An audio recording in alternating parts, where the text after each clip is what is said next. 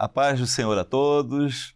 Estamos dando início ao programa Arqueologia, o Histórico e o Profético. Hoje estou novamente aqui com os participantes muito ilustres, pastor Luiz Eugênio. Paz do Senhor a todos. Bressan. Paz do Senhor. O Albert. A paz do Senhor. Vocês vão ver, quando cada um falar, vão ver os créditos, vemos que são participantes que amam arqueologia. No programa passado foi muito rica a participação de cada um. Vamos dar início, pastor Luiz Eugênio vai ler um texto. Mateus 27, 32 diz assim: Quando saiu, encontraram um homem sirineu chamado Simão, a quem constrangeram a levar a sua cruz. Chegando ao lugar chamado Gólgota, que se diz lugar da caveira, deram-lhe beber vinho misturado com fel, mas ele, provando, não quis beber. E havendo crucificado, repartiram os seus vestidos, dando sortes para que se cumprisse o que foi dito pelo profeta. Repartiram de si os seus vestidos, sobre a minha túnica lançaram sortes. Agora no versículo 57. E vindo já à tarde, chegou um homem, rico de Arimateia, por nome José, que também era discípulo de Jesus. E este foi ter com Pilatos e pediu-lhe o corpo de Jesus. Então Pilatos mandou que o corpo lhe fosse dado. E José, tomando o corpo, envolveu num fino e limpo lençol e o pôs no sepulcro novo, que havia aberto em uma rocha. E rodando uma grande pedra para a porta do sepulcro foi-se. E manda, pois, que o sepulcro seja guardado com segurança até o terceiro dia. Não se dê o caso de que os seus discípulos vão de noite, o furtem e digam ao povo: ressuscitou dos mortos, e assim o último erro será pior do que o primeiro. E disse Pilatos: tendes a guarda, ide guardai como entenderdes. Indo eles, seguraram o sepulcro com a guarda, selando a pedra. Aqui até o versículo 66. Lembrando também que eu gostaria de ler aqui ainda, Hebreus 13, 12, que diz assim, Hebreus 13, 12. E por isso também Jesus, para santificar o povo pelo seu próprio sangue, padeceu fora da porta. Saiamos, pois, a ele fora do arraial, levando o seu vitupério. Então, fora da cidade, ali mostra o texto, né? E agora vamos aos comentários, Ian. Vamos ver algumas imagens aqui. Durante todo o programa, todo esse episódio, nós vamos ver várias imagens lá do Jardim da Tumba e o Santo Sepulcro. Ou seja, lá em Jerusalém, tem dois lugares que se dão como certos, como sendo a tumba de Jesus. Um é onde tem lá a Igreja do Santo Sepulcro e outro é lá no Jardim da Tumba. Ambos são, na época, ficavam fora de Jerusalém. Então nós vamos ver aqui primeiro onde tem lá aqui é um corte, né, da terra onde hoje tem o Santo Sepulcro, lá a igreja lá do Santo Sepulcro. Aqui é um corte para dizer como era antes. Aqui o muro vinha até aqui, isso aqui é uma figura, né, que tem lá, mostra que o muro era até aqui, aí tinha essa pedreira, que era um lugar de apedrejamento, um lugar de crucificação, que é o que é alegado lá, porque isso estava debaixo da terra. Lembramos que Adriano, o imperador Adriano, em 132 depois de Cristo, ele tapou toda essa área com barro. Nós vamos falar um pouquinho mais sobre isso depois. Mas isso aqui era um corte de como que era. O Gólgota, aqui as cruzes, as três cruzes, e lá o sepulcro. Vamos ver a próxima figura. Essa aqui é uma foto lá de como está lá hoje, né? E é interessante ver isso aqui, porque depois nós vamos falar sobre os dois lugares. Pode passar a próxima. Isso aqui é uma foto de 1800 e alguma coisa. Lá tem a caveira. Quem vai lá hoje, nesse lugar aqui, né, tem as imagens aí que vão estar rodando. Lá hoje é um terminal de ônibus e olhando lá ainda está a caveira lá na montanha. Isso aqui já é o Jardim da Tumba. É o segundo lugar que é tido como o sepulcro de Jesus. Vamos ver a próxima foto? Essa aqui é a tumba no Jardim da Tumba. Então tem esses dois locais como sendo o local de sepultamento do Senhor Jesus. Vamos aqui agora aos fatos bíblicos. A Bíblia nos conta que ele foi levado para fora dos muros, né, e também era um costume judaico, né, principalmente para os delinquentes, lá, os ladrões serem sepultados fora dos muros. Então, tanto o primeiro quanto o segundo estão fora dos muros. Depois diz que havia um jardim, né? Quando Maria Madalena esteve lá, quando Jesus se apresentou para ela, ela achou que era o jardineiro, o hortelão, né? Então, mostrando que havia um jardim ali. Segundo, o sepulcro era de um senador, né? José de Arimateia, e era um sepulcro novo. Terceiro, Gólgota, que quer dizer uma caveira, teria que ter o Monte da Caveira.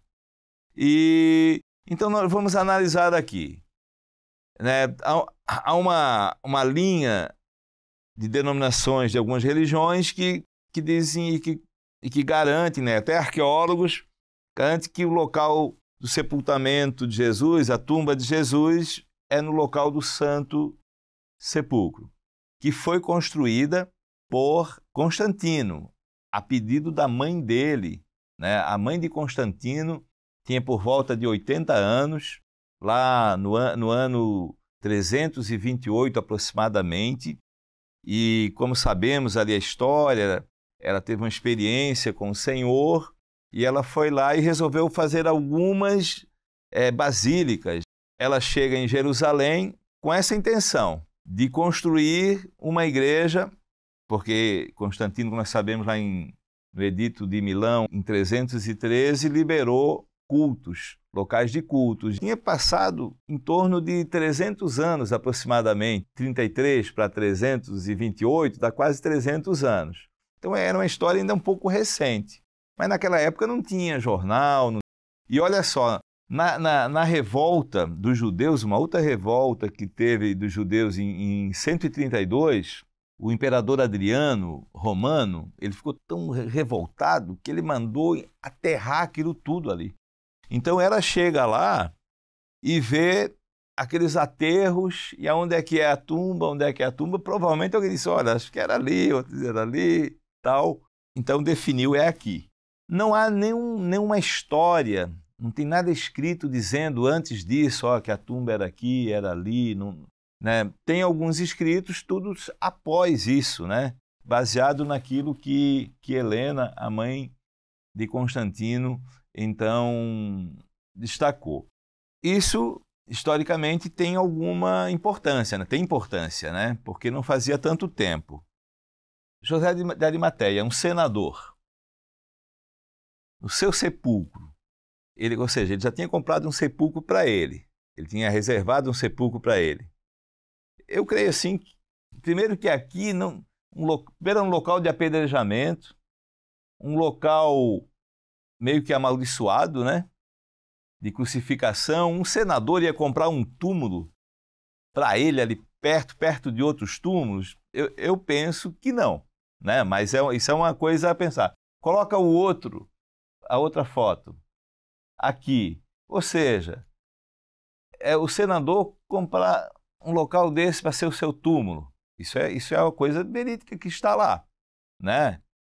Essa imagem é do Santo Sepulcro. Santo Sepulcro. Tá lá, tem lá algumas outras, né? Isso aí é uma partezinha só, né? Agora vamos para outra. E o Jardim da Tumba, que é outra história, né? Aí mostra o Gólgota. O Gólgota lá, ó. Dá para perceber. Aquela caveira ali. Os dois olhos, o nariz ali. Hoje em dia, por um desmoronamento, a parte do nariz, ela já está... você não consegue perceber que tem os dois olhos, mas houve desmoronamento há alguns anos. A imagem atual, como está, você poder entender, assim... Agora vai para a próxima foto. Aqui tem um jardim lá perto hoje, mas isso não quer dizer que na época tinha um jardim. Mas se nós formos analisar, tinha que ser fora dos muros. Os dois estão fora. tinha que ter um jardim. Naquele outro local cheio de túmulos ali, um senador não ia botar um jardim, tipo assim, no local dele. É uma coisa que eu penso, né? O túmulo tinha que ser novo, não era um túmulo usado. Lá tinha, por exemplo, no lugar do Santo Sepulcro, são vários túmulos, um próximo ao outro. Aqui é um túmulo isolado, né? O Gólgota, lá diz que tem um Gólgota também, aquela montanha que tem as cruzes lá, e aqui também tem. Mas para nós não importa, né, bater que esse é o local certo, aquele é o local certo. E também não importa a tumba em si, né? Importa que o Senhor ressuscitou. Mas a história da morte de Jesus, para nós, ela é muito importante, né? E é isso que nós vamos conversar aqui hoje. Sobre isso nós vamos falar, né? Sobre a tumba de Jesus. Eu vou fazer assim, uns comentários que eu acho minha impressão. Com relação ao jardim do túmulo, essa passagem bíblica, que os lenços estavam dobrados. Bom, se eles fossem roubar um corpo, eles iam levar o corpo embrulhado, que é mais fácil. Você leva o corpo, está embrulhado, está enrolado em lençol, você vai roubar, tem que ser rápido, né? Então eles iam pegar o corpo rapidamente, embrulhado, não via sem lençol, porque senão ia ficar difícil de levar. Então eles tinham que pegar o corpo rapidamente e levar correndo embora. Segunda coisa, se eles fossem roubar o corpo e tirar os lençóis, eles iam jogar o lençol de qualquer jeito e sair correndo com o corpo. Mas o que eles encontraram lá foi que eles enrolavam na cabeça, o lenço na cabeça, e o corpo enrolava quando eles encontraram tudo dobrado. Então, primeiro, eles não iam levar um corpo sem estar embrulhado no lençol. Segundo, se eles fossem tirar o lençol, eles iam jogar de qualquer jeito, não deixar dobradinho em cima da mesa. Então, assim, de forma muito simples, quem escreveu o Evangelho quis dizer que aquilo era uma evidência de que realmente não houve um furto de corpo e, aparentemente, o que aconteceu ali foi uma coisa muito tranquila. Jesus ressuscitou e ele mesmo dobrou os lençóis, estavam ali. Muito bom. Isso é uma coisa muito, muito peculiar dessa cena, porque era uma cena, era um lugar de muita tristeza e eles encontraram uma cena de muita alegria, né, para todos os discípulos. Com relação à igreja do Santo Sepulcro, a história diz que a mãe de Constantino, Helena, chegou lá em Jerusalém, encontrou naquele local um templo a Júpiter que Adriano tinha construído. Então ela entendeu que Adriano, que era um oprimido, fez um templo em cima do local do sepulcro. Interessante. Exatamente, só para profanar o lugar. Então ela entendeu, aqui é o local, tinha uma colina pequena de uns 3 metros, e aquela foto primeira que mostra o local dos túmulos, as pessoas iam ali para visitá-los, chorar os seus mortos e tal. Era uma área ia lá, levava os ungüentos e aquelas coisas que eles faziam. Então eram áreas, o túmulo era escavado na rocha, eles cavavam um buraco, botava pedra, iam colocando os seus mortos ali. Às vezes um túmulo servia para a família, por gerações, né? Eles morria um, botava lá, morria o outro, abria, botava lá. E no caso de Jesus era um túmulo que nunca tinha sido usado. Exatamente. E era uma região de jardim. Então, com relação ao primeiro caso da igreja do Santo Sepulcro, que a Igreja Católica tem hoje como... Aí existe essa polêmica, né? Os crentes, os evangélicos não vão num lado, os católicos vão no outro, aí fica essa divisão. Mas com relação à arqueologia e história, não, fica difícil de você... A história do Jardim do Túmulo foi... o Gordon, Charles Gordon, foi um general que estava de passagem lá, inglês, e ele viu a pedra, viu que tinha aquele formato de caveira. Assim, ele viu, ele falou assim, esse é o lugar. Aí saíram procurando, escavaram, viram que tinha uma pontinha lá, era um túmulo. E aí escavaram tudo e escavaram tudo ali e descobriram que aquilo era um jardim, era um pomar antigamente. Tinha uma região de lagar. Quando você vai lá, quer dizer, aquilo foi 1883. Depois, mais tarde, os ingleses compraram, um grupo de ingleses comprou, de cristãos, comprou aquela região, limparam tudo, descobriram que tinha um lagar, tinha uma região que eles espremiam uva, tinha um lugar de espremer azeite. Vamos ver nas imagens aqui, tem tudo isso filmado. Era realmente um jardim com pomar, com coisa assim, e tinha um túmulo ali embaixo. Dentro do túmulo tem uma pintura bizantina, que é da época bizantina, que foi depois de 300, né? 395, a partir daí. Por aí. Então descobriram uma pintura que eles acham que aquilo já foi uma identificação que os cristãos fizeram para mostrar que aquele era o lugar. Mas o que eu sempre achei estranho, desde que eu fui lá, quando você vai lá no Jardim do Túmulo, é uma área privada, pertence a um grupo de cristãos, é mantido por doações e venda de lembrancinha, você compra as coisas lá. Isso. Tem um brasileiro lá, tem outro, né? E ele fica dentro da área muçulmana, né? Perto do portão. Aquilo logo acima, onde está vendo até a caveira ali. Em cima da caveira agora, eles aplanaram tudo, fizeram um estacionamento de ônibus e botaram uma faixa grande lá, os muçulmanos. Em cima tem. Só e aqui também, aqui hoje, embaixo. Aqui assim também tem um terminal de ônibus em cima grande. do Gólgota hoje lá tá bem as pessoas descaracterizado. acham que assim, vai chegar lá, todo mundo vai reconhecer. Não, eles não dão a mínima para aquilo. Os árabes muçulmanos não querem nem saber daquilo lá. Lá tem até uns horários de culto.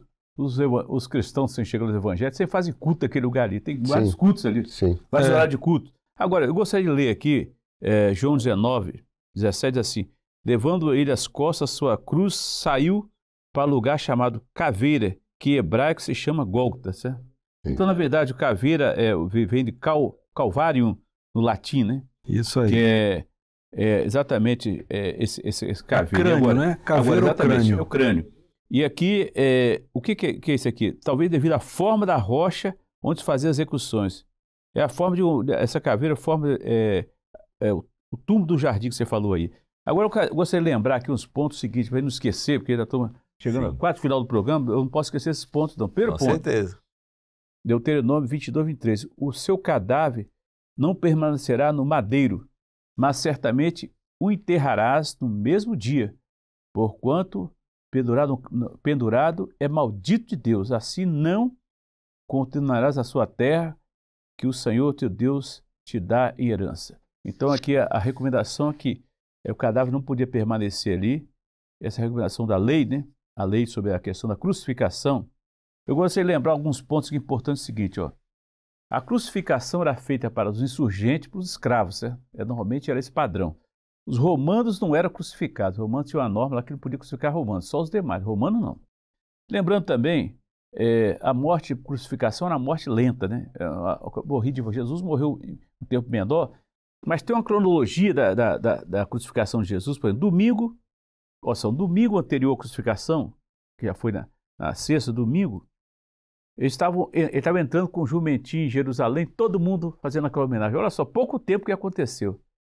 No mesmo momento em que ele foi homenageado já domingo, na quarta-feira, teve aquela mulher que derramou o vaso de alabastro ali, ungindo ele, mostrando a sua vida, né, preparando para... Jesus falou, não, o que ela fez vai ser registrado ainda, memória né? dela. Aí na quarta-feira também, logo nessa data, houve a traição de Judas, entregando Jesus ali. Depois, na quinta-feira, houve a Páscoa, ali Jesus fez aquela ceia com os discípulos ali.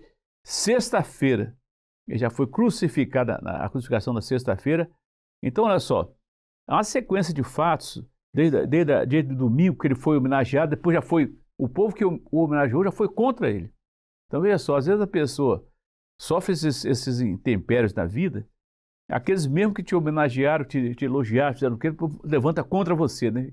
E a pessoa não entende. O pastor Deotir fala uma coisa muito certa. Você quer arrumar um inimigo, ajude, faça o bem para ele, que às vezes você arruma um inimigo muitas vezes, né? E Jesus foi aqui homenageado, tudo. Isso no domingo, na sexta já estava todo que era. No dia seguinte já contra ele. É. Então, às vezes o irmão sofre essas oposições na vida e Jesus enfrentou tudo isso. No Getsêmani, ele suou gota de sangue ali, orou. Na oração dele, já antes daquele momento da crucificação, ele orou gota de sangue, o sofrimento foi tão grande ali que a medicina parece que até explica isso aí, como é que foi essas gotas de sangue, chegou a suar. Tem que um ter sofrimento um programa só para isso. Muito intenso, programa só para isso. Agora, médico, né? A prisão de Jesus já no templo, toda essa sequência, Pedro tentando impedir, Pedro arrancou a espada, não, cortou a orelha do soldado, Jesus tentou até colar a orelha da última hora ali, né? Lutou para... Não, o projeto de Deus, aqui o homem não vai impedir, né? Às vezes Deus tem um projeto na sua vida que as pessoas tentam te ajudar, resolver. Ali é um projeto, a crucificação é um projeto estabelecido desde a eternidade, né? Cordeiro que foi morto antes da fundação do mundo, né? Então está tudo projetado ali. Então, Pedro não ia conseguir impedir o projeto do Pai, né? Havia um projeto da eternidade traçado. O Sinédrio, antes de Jesus ser crucificado, arrumou. O que acontecia? A assembleia ali que era uma assembleia política, religiosa e também da jurisdição da cidade, que julgava as causas ali, ele não achou uma acusação formal contra Jesus, arrumou o seguinte, um falso testemunho, né? Ele blasfemou. A acusação que achou para condenar e matar. Pilatos, ele queria sair, tanto é que ele mandou, depois Pilatos ele tentou esquivar da situação, enviou Jesus para Herodes Antipas, que depois tem que voltar a Pilatos de novo.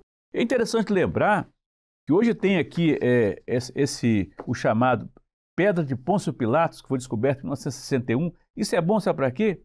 Para provar que Pilatos realmente existiu. Essa pedra de Pôncio Pilatos, que foi descoberta em 61, é até bom o irmão projetar essa pedra aí. Pilatos foi o 5º governador da Judéia romana, né? Foi o governo, o Pilatos que Jesus foi crucificado, em Mateus 27:2. Ele foi nomeado pelo imperador Tibério no ano 26 depois de Cristo e retirado do cargo por Vitélio, governador romano da Síria, no ano 37 AD, depois de Cristo. Após abater alguns samaritanos, ele foi retirado do cargo. Agora, Pilatos, ele é mencionado aqui pelo historiador Joséfo, Filo, Tácitos, os historiadores que foram encontrar moedas cunhadas durante o seu governo. Eu acho que deve ter moedas no governo. Nós vamos falar depois sobre moedas, hein? É outro programa, hein? E em 61 foi encontrada escavação na Cesareia, uma pedra dedicatória que confirma a existência de Pilatos. Então tem várias... Esse Pilatos realmente... Agora, eu queria só concluir minha fala aqui o seguinte, lembrando que nessa questão da crucificação, é um ponto importante que não podia esquecer. Teve um momento de Barrabás, né? Sim. Escolhe Barrabás ou Jesus? Tem muita gente escolhendo Barrabás aí, né? Não quer Jesus, fica Barrabás, que é mas um dia podíamos falar. Barrabás só para falar sobre isso. Agora, eu queria lembrar aqui, muitas coisas eu poderia lembrar, mas não podia esquecer desses fatos aqui, ó. Esses fatos são mostrando a misericórdia de Deus, são as palavras que Jesus diz antes de ser crucificado. A primeira palavra que ele diz aqui, ó, em Lucas 23, 34. Lucas 23, 34. Pai, perdoa-lhes porque não sabem o que estão fazendo. Então, primeira coisa, Jesus sempre ensinou o perdão. Sem perdão não há salvação. Então, Jesus, aqueles homens que estavam condenando Jesus, estavam ali zombando, tudo, não eram apóstata da fé. Não era que apostataram da fé, que não criam em Jesus. Às vezes você vê muitas pessoas hoje que não creem, eles não apostataram, não abandonaram a fé, nunca creram, né? Nunca tiveram. Então Jesus falou, Pai, perdoa-lhes porque não sabem. Ele não sabia o que estava acontecendo, ele não sabia. E a segunda frase de Jesus, Lucas 23, 43, eu lhe declaro solenemente, hoje você estará comigo no paraíso. Falou para o ladrão na cruz. Mostrando que a morte não é o final, é o início de uma nova vida, né? Hoje estarás comigo no paraíso. Então, foi outra frase que Jesus deixou que é importante se lembrar. E ele falou, aí está seu filho. eis aí a tua mãe. Ele falou para quem? João 19, 26 a 27, Jesus falou sobre eis aí o teu filho, eis aí, Jesus falando para João, né? Mostrando para João. E a quarta frase, meu Deus, por que me abandonaste? Marcos 15, 34. O Senhor, ele desviou o olhar do sofrimento de Jesus, porque ele tinha que sofrer só ali, que é um grito do Senhor, muitas vezes. E se Deus interviesse nesse sofrimento dele, podia tirar Jesus do sofrimento, porque ele estava morrendo pelo ser humano, né? Então, era um momento que já Salmo previu, Salmos a falar sobre a morte dele ali. Então, existem momentos que você, às vezes, pensa, o Senhor está vendo, o Senhor viu tudo acontecendo, né? Às vezes o Senhor olha para você está num sofrimento, pensando que foi abandonado por Deus, eu estou abandonado, eu não sei o que vou fazer. Não, calma. Jesus, sim, teve que sofrer só, mas nós não estamos sós, não. Às vezes vão estar sofrendo, não estou aqui sozinho, ninguém para me socorrer, não. Outra palavra que Jesus deixou aqui em João 19, 28, tenho sede. Tenho sede, é a necessidade, é a humanidade de Jesus ali, mostrando a humanidade. E João 19, 30, está consumado. E por último, Lucas 23, 46, Pai, em tuas mãos entrego o meu espírito. Então, são palavras muito fortes da morte de Jesus, mas que lembra que são frases que a nossa própria vida, né? Tem hora que você tem que entregar diante do Senhor o que você está sofrendo, não adianta você querer fazer nada. Jesus falou, entrega o meu espírito. Entregue diante do Senhor. Entregue para o Senhor. E aqui tem que lembrar o seguinte, o momento final está consumado, porque o projeto de Deus está consumado ali. O que tinha que fazer, ele fez por nós. Por mim, por você, por cada um de nós, para que fôssemos salvos. Então aí está a tumba de Jesus, túmulo, comprovantes arqueológicos, históricos, que realmente existe ali a crucificação. Vários historiadores comprovando, Joséfo, o maior historiador dos judeus, e outros falando sobre Jesus. Então é o seguinte, agora, basta você crer e saber que ele morreu por você, por mim, morreu por Albert ali, morreu por Bressan, por Ian, Edson Ian. Só gente importante, né? Que, como diz o pastor Dodge que falava. O pastor Dodge falava, Jesus morreu por gente que eu não tinha coragem de jeito nenhum. Eu Bem isso, né? Não queria de jeito nenhum, mas o Senhor fez por todos nós, né? Não merecíamos, mas ele fez sem merecer. A graça dele, a graça infinita dele que nos faz estar aqui hoje, né? Maravilha. Amém? Estamos encerrando mais um episódio muito interessante, como o Dr. Albert falou aqui, né? Dá muitas histórias só sobre as gotas de sangue ali de Jesus, né, Bressan? Já dá um episódio, o véu rasgado, ali a túnica de Jesus não conseguiram repartir, que a túnica era de alta a baixo, mostra ali o projeto de Deus, a eternidade, sim. Mas as vestes repartidas em 4 partes. Cada um puxou para um lado, um falou Jesus é filósofo, outro isso, cada um puxando de um lado, mas tem muita história, muita coisa podia ser contada, né? Só ainda uns dados aqui, né? O lenço dobrado é o que chamam aí, outras religiões chamam do tal do santo sudário, né? Então isso é o... sudário era o lenço da cabeça. O lenço da cabeça, né? Então que foi o lencinho que ficou dobrado ali, quando a gente falar em santo sudário, mas essa parte do santo sudário não é uma parte que nos interessa, né? Porque isso é já levar para outro lado, né? Hoje tem tanto pedaço de santo sudário por aí que dá para fazer vários túmulos, né? Não só 2, né? Eu lembro quando eu estive lá no sepulcro, rapaz, é muito gratificante você chegar no lugar daquele. Sim. Eu pude cantar aquele, porque ele vive, eu posso crer no amanhã, certo? Então, porque ele vive, podemos crer no amanhã, né? O túmulo está vazio, né? O túmulo tá vazio. Você não vai ver o túmulo vazio de Maomé, não vai ver dos outros aí que Buda, tudo tá com o túmulo lá, certo? Agora Jesus, o túmulo está vazio, né? Está vazio. Esse que é o grande mistério, como o apóstolo Paulo diz em Coríntios 15, né? Sem a ressurreição seria vã a nossa doutrina, né? A ressurreição de Jesus é tudo para nós, né? O Bressan tem uma palavra final para dar aqui sobre esse assunto todo. O Bressan tá, não consegui a palavra para encerrar aqui. Vai lá, Bressan. Vamos ver uma palavra sua sobre isso aí. Como você falou, o túmulo está vazio, mas ele vive no meio de cada um de nós, né? Você vai visitar o templo, você vai visitar a tumba lá no Gólgota. O Gólgota hoje que é um local onde tem o sepulcro, ele está vazio. Tem as evidências do jardim, tem a evidência lá da caveira, E vai da sua fé. Mas independente de onde foi sepultado, o importante é que ele vive dentro de cada um de nós. E ainda, pastor Luiz Eugênio, tem uma história que aquele historiador lá, que até é brasileiro, ele contou uma coisa para mim interessante. Ele falou assim, ó, esse lugar aqui onde tem o Gólgota, onde tem o terminal de ônibus lá, que é de uns árabes lá, ele falou assim, ninguém queria comprar esse lugar, porque se tinha como lugar amaldiçoado, que ali morria gente apedrejada, crucificada, e ficou até recentemente, mesmo os turcos otomanos não queriam saber daquele lugar ali. Eles têm uma evidência, apesar de eu não achar que aquela caveira, porque aquilo é uma rocha calcária, não é granito. Aquilo com o tempo vai esfarelando, então não dá para dizer que era a mesma de 2000 anos atrás. Né? Teve terremoto. Então eu acho muito difícil você bater o martelo e dizer que foi ali. Mas tem uma coisa interessante, eles colocavam as cruzes no local de passagem. Então aquilo ali era a estrada que ia para Damasco, e de Jafa era outra. Era o portão de Damasco estava ali. E as pessoas passavam ali e viam a cruz. E a cruz, ela não era tão alta.